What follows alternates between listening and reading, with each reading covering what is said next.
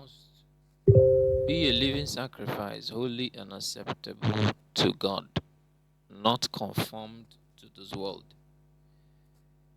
And He gave us Romans 12 1 to 2. And I think the topic is like very easy to understand. Like also in relation to the one we talked about last week. And he mentioned the sacrifice of God. Saint Teresa of Avila said, to receive so much and to repay little, oh, that is a martyrdom to which I succumb. Now, what is she trying to say? Like, we were given so much. Those of us who joined, some of us who are Zionites, who joined Open Heaven, is it this morning, would have heard when Daddy Buka, like, he spoke would I say aggressively, like he never spoke before in that manner, about the death of Jesus Christ, about what he suffered, about the pain he had to go through, about how like he spoke as if he was not the one speaking. He broke it down, the suffering of Jesus Christ, how he would want to breathe. Before he would breathe, he would lift himself up. Sometimes when you start imagining, like, calm down and meditate on the suffering, the passion of Christ. When you calm down and do a deep meditation, you would, like, here and the goosebumps will take over you, right? Because it was such a pain that you cannot imagine. There are certain people who suffer on earth that when I imagine the suffering, I can only liken it to the suffering of Jesus Christ, even though there is nothing like that one, right? Because he had the power to say no, he had the power to reject it, he had the power to turn things around and never go through such thing, but he had to endure it. And that's why Saint Teresa is saying that we received so much, but we give so little, right? There is this viral video of news of a little girl, a nursing student, that was killed, raped and killed. When I was the first time I saw that news, I didn't want to go through it. Because when I go through some of these news feeds, I get terrified of the kind of news that comes out of Nigeria. You see, but when it was detailed that these were actually Igbo people, that I thought it was Fulani. I say it's normal thing now. You see, but when I now knew the thing broke, went viral, and they said it's Igbo people went and raped somebody because somehow she recognized them and they decided to waste her. Now, you imagine the stature of that little girl. Imagine what she actually went through in the hands of those guys. She was like completely helpless. No one could help her. She wished there was a helping hand, but it never came. So when I thought about it, I remember the suffering of Jesus Christ. And so last week we were talking about what somebody would go through and go to heaven or go to. You see that kind of pain that girl went through. I bet she will make heaven. Sometimes people have to go through some of those things, and the fact that God allowed it to happen is the reason. And I consoled myself by telling myself, somehow she must have found rest in heaven and run away from everything, Nigeria and everything. Sometimes you would wish that the world would just come to an end because of what is happening, especially Nigeria. So the topic we are talking about is reminding of the suffering of God, how much price he had to pay for you and I. And the topic says you must be a living sacrifice. So the same way Jesus demonstrated what it means to be a living sacrifice. What is so unique about the case of Jesus is because more like a king, a governor, someone in authority, right? Supreme leader that chooses. It doesn't happen. It's not normal. It doesn't happen in the scheme of things. Naturally, it is not natural. You can find I remember making a post on my YouTube about Donald Trump and the Nnamdi Kanu, where the way Donald Trump skipped the wedding of our son because of state issues, because of leadership. He didn't attend. Imagine Tinubu having her daughter's wedding or his daughter's wedding and he did not attend. It cannot happen. Even if the whole of Nigeria is burning, he must attend that wedding. Oh. But Trump did not go. Did not go. And that's exactly what Nnamdi Kanu is doing. And he has all the power to abandon whatever he's doing, he was doing in the White House and attend that wedding, but he did not go. Nnamdi Kanu, the same thing. He had the power to choose to enjoy his life in London. He chose not to do so. He chose to die. He chose to be where he is now for us. Right? A living sacrifice. These are instances of someone being a living sacrifice. And you and I, who are not in positions of authority, we are just you. We are just we. It is you and I that they are talking to now. And why I mention these ones is because you can, in relation to the so that you understand what Jesus went through. Imagine Trump now deciding to. In fact, what he did, like I just said now, is more like dying for his nation, keeping family aside, keeping everything. Like Jesus abandoned the mother, abandoned loved ones and everything, and chose to die. He was everything he went through. People who loved him suffered it. That's why they talk about the 7 sorrows of the Blessed Virgin Mary, and that 7 sorrows also are the sorrows that she endured right from when Jesus was born up until death, because of our son. Right. So we have a responsibility, a call to duty, more like, from this topic, to be a living sacrifice, mirroring the life of Jesus, mirroring the life of all of these people that I'm talking about, that I just mentioned now. Now, how do you do it? Sacrifice is one is by running away from sin, right? Running away from sin and iniquity, because you know that when you don't do that thing that your body is telling you to do, because the body, St. Paul says, it is that thing that he doesn't want to do that he sees himself doing.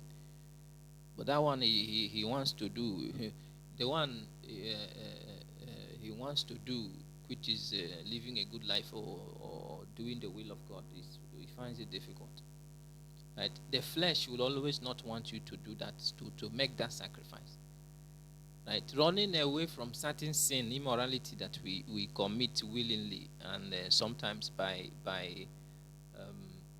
what is it?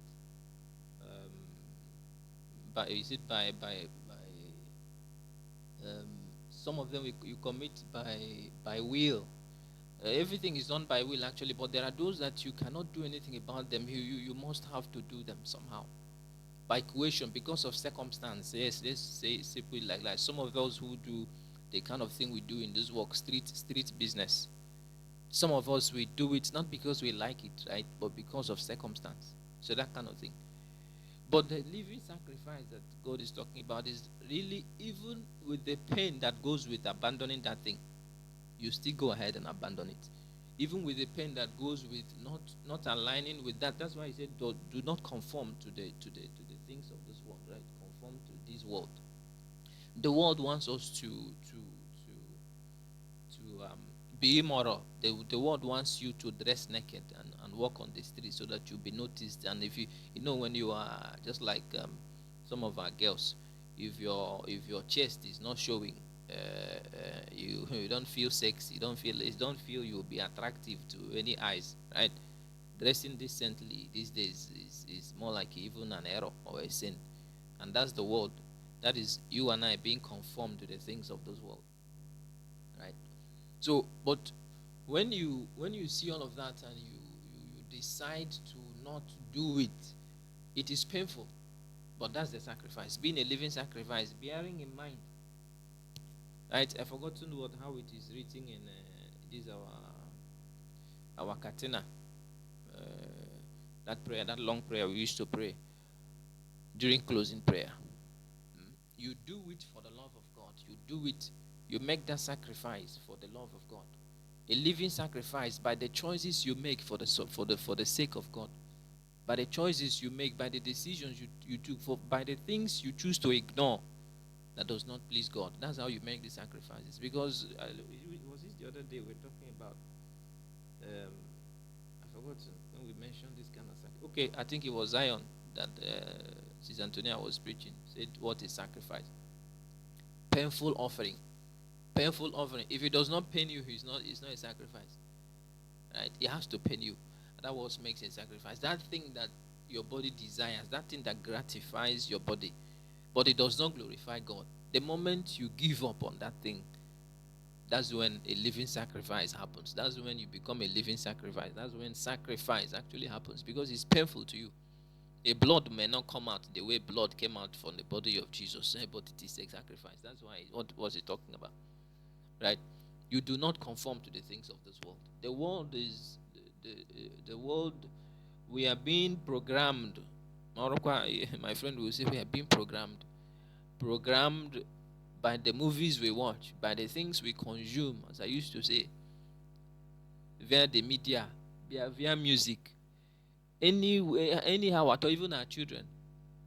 We are programmed. The movies we watch, if you watch Netflix, most of these things that we see in these days, in real time, in real life, you would some of them who follow these series that they do in movies, you will notice that some of these things that happen later, they must have played this as a movie somehow, programming your mind and your consciousness and your psychology to be able to accept that thing. When you now see it in real life, you say, hey, this is what you saw in movie, and that's it. You accept it, even though it's error, it's bad, but that's how they are programming us, so that we'll conform easily to the things of this world, forgetting to conform and ignoring our natural conformity to the things of God.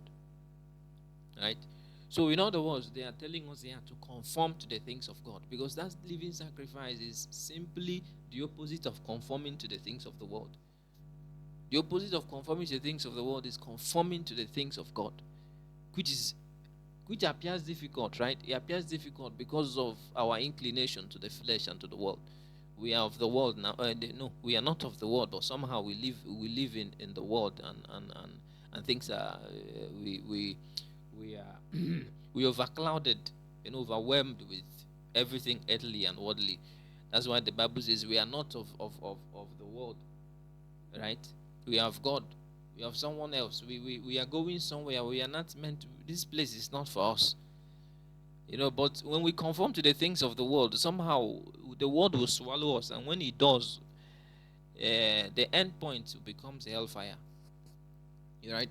So, without going too far, I would the encouragement or the advice or the takeaway from this spiritual reading is very simple. Do your best in everything you do to conform to the things of God. That's the simple definition or literal translation of being a living sacrifice. Nothing else. Because that's the thing. That's the only thing that we find difficult to do is doing the will of God. Yes, it's difficult. It's not supposed to be difficult but it's difficult because of how we have trained the flesh. The flesh is so much trained, so much inclined, so much aligned to the things of the world that it's difficult to shift it. And if you do not build your spirit up to the point that it subdues your flesh, it becomes a problem. Right? At some point it will take over you, and when the curtain of life is closed, it's over for that person. You see? So just like I said the other day, last week, that anything you can do to avoid sin, avoiding sin, not for fear of hell. Yes, not for fear of hell, but for fear of God. If you avoid it for fear of God, that is when it is a living sacrifice. Especially for those who know God, right? If you're doing it for the sake of hell, to run away from hell, and there is no God in the equation, because God sees your heart too. He sees our heart. You cannot run away from You are not hidden. You were just stark naked before God. So there's nothing we do that He does not see. He sees the heart, even when that heart is not. Even when the heart is saying another thing and your action is saying another thing, all of that, He sees them. So if you're avoiding sin for the sake of, for the fear of hell, it's waste of time. But if you are doing, it becomes a living sacrifice. You become a living sacrifice when you're avoiding that sin. Here, man. I think your body is telling you to do that thing. Your is it some kind of desire. That thing you desire so greatly that is against God's will, but you say no to it. The moment you say no to it for the sake of God, for the love of God, it becomes a living. You become a living sacrifice, and you are then conforming to the things of God, which is opposite to conforming to the things of the world. In the name of the Father.